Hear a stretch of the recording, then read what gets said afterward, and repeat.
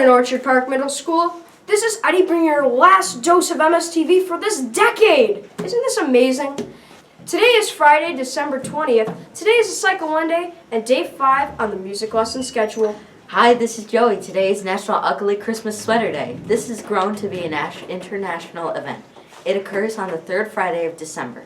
The celebration gives holiday lovers worldwide a chance to wear their ugly Christmas sweaters. Or a Patriots jersey, because we're going to march into Foxborough and beat them on Saturday. Thank you, everyone, for your effort in creating the perfect gingerbread house.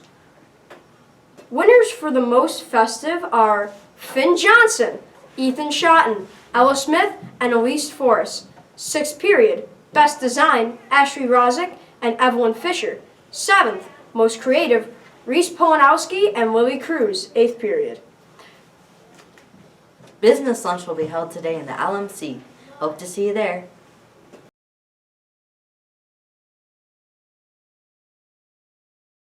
Mr. Herman, reading class, rocks. Mr. Herman, reading class, rocks.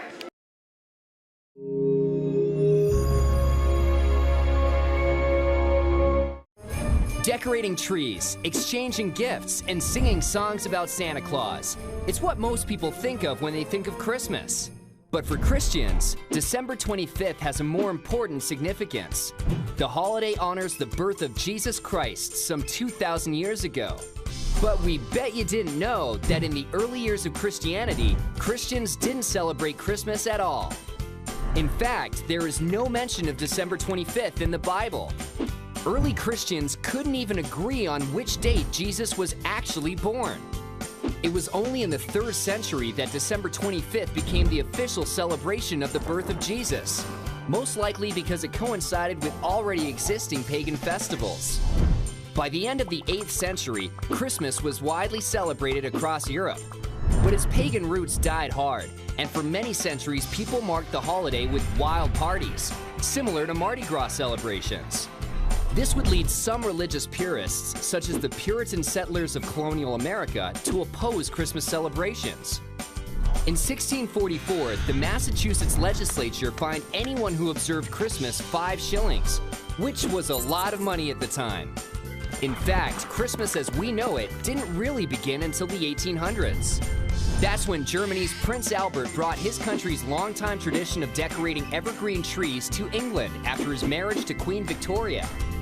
When an image of the royal family next to their 40-foot Christmas tree was published in American magazines in 1848, the custom caught on in the United States as well.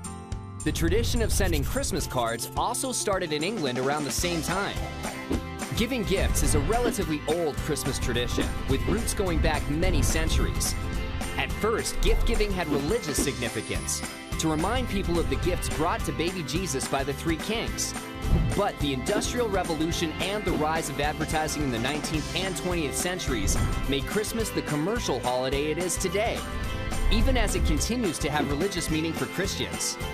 What about the most famous of all Christmas characters, Santa Claus? He's actually based on Saint Nicholas of Myra, a Dutch saint famous for giving gifts, who is known as Sinterklaas. In early incarnations, Santa Claus wore many different colors. But after a Coca-Cola ad in the 1930s showed him wearing red and white, the image stuck. From the date of the holiday itself to the traditions associated with it, Christmas has a long and colorful history. We bet you didn't know.